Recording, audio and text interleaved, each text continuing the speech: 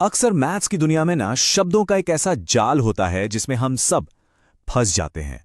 और ये जाल सबसे ज्यादा उलझाता है घटाव यानी सब्ट्रैक्शन के सवालों में। तो आज हम क्या करने वाले हैं, हम इसी जाल के कोड को क्रैक करेंगे।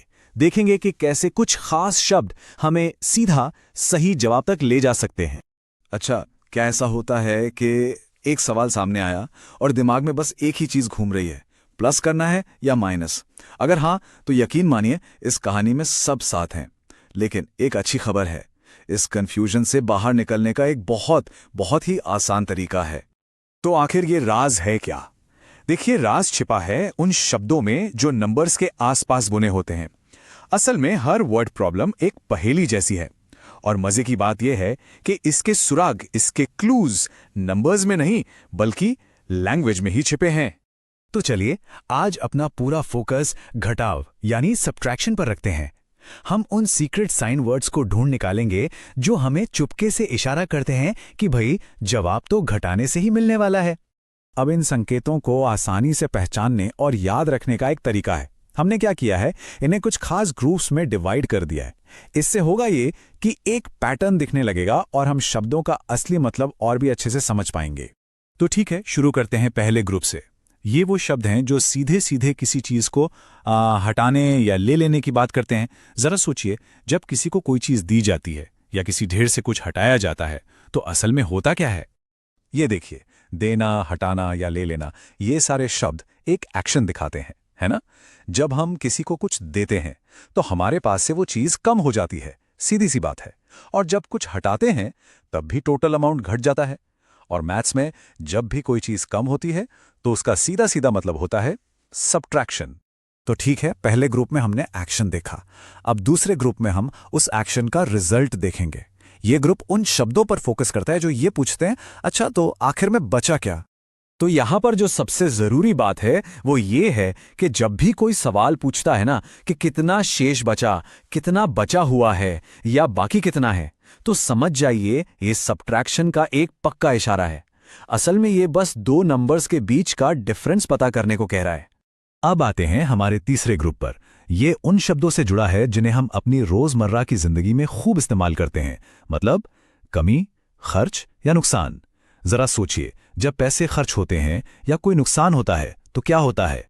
ये शब्द देखिए, खर्च करना, कम करना, हानि या कटौती, ये सब एक ही कहानी बताते हैं।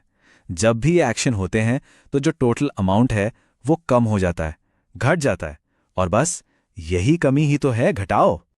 अच्छा, और तब क्या होता है जब हम दो चीजों को कंपेयर कर रहे हों? हमारा आखिरी ग्रुप नंबर 4 इसी के बारे में है। जब हम ये जानना चाहते हैं कि एक चीज दूसरी से कितनी अलग है तो असल में हम अनजाने में ही सही सब्ट्रैक्शन का इस्तेमाल कर रहे होते हैं। यहाँ पे कॉन्टेक्स्ट यानी संदर्भ बहुत मैटर करता है। जैसे अंतर शब्द का तो मतलब ही घटाव है। जब कोई पूछता है कि कितना कम है तो वो भी तो डिफरेंस ही पूछ रहा है। और मान लीजिए उम्र की बात हो रही है और छोटा शब्द का इस्तेमाल हुआ तो इसका मतलब भी उम्र का अंतर निकालना ही होता है, जो कि हमें फिर से सब्ट्रैक्शन की तरफ ही ले जाता है। चलिए, तो हमने सीक्रेट साइन वर्ड्स को तो समझ लिया। अब थोड़ा सा मैथ्स की फॉर्मल लैंग्वेज में चलते हैं ताकि हमारी अंडरस्टैंडिंग और भी पक्की हो जाए। तो सबसे पहले आता है मिनुएंड। अगर बिल्कुल सीधे सीधे बोलें तो ये वो बड़ा वाला नंबर है जिसमें से हम कुछ घटाने वाले हैं। ये हमारा स्टार्टिंग पॉइंट है, कह सकते हैं। और फिर आता है सब्ट्राहेंड। ये वो नंबर है जिसे हम मिनुएंड में से निकाल रहे हैं या हटा रहे हैं। यही वो नंबर है जो हमारे टोटल को कम करता है। और हाँ, एक बहुत ही इंपॉर्टेंट टेक्निक है, उधार लेना या बोरो। ये तब बहुत काम आती है जब हम बड़े बड़े नंबर्स को घटाते हैं। मतलब जब एक कॉलम में ऊपर वाला नंबर नीचे वाले से छोटा पड़ जाए तो हमें बगल वाले कॉलम से हेल्प लेनी पड़ती है ना? बस उसी को कहते हैं उधार लेना। तो हमने साइन वर्ड्स भी देख लिए और कुछ टेक्निकल टर्म्स भी समझ लिए। अब वक्त है इन सभी पीसेस को एक साथ जोड़ने का और पूरी पिक्चर देखने का। तो इससे सबसे बड़ी सीख क्या मिली? वो ये कि मैथ्स के वर्ड प्रॉब्लम्स को सॉल्व करने की असली चाबी, उसकी असली की लैंग्वेज को समझने में है। एक बार अगर शब्दों के पीछे छिपा हुआ मतलब पकड़ में आ गया तो सही ऑपरेशन चुनना एकदम आसान हो जाता है और फिर तो सॉल्यूशन खुद ब खुद सामने आ जाता है। तो हम आपको इसी एक सवाल के साथ छोड़कर जाते हैं क्या मैथ्स का असली राज नंबर्स में नहीं बल्कि भाषा में छिपा है?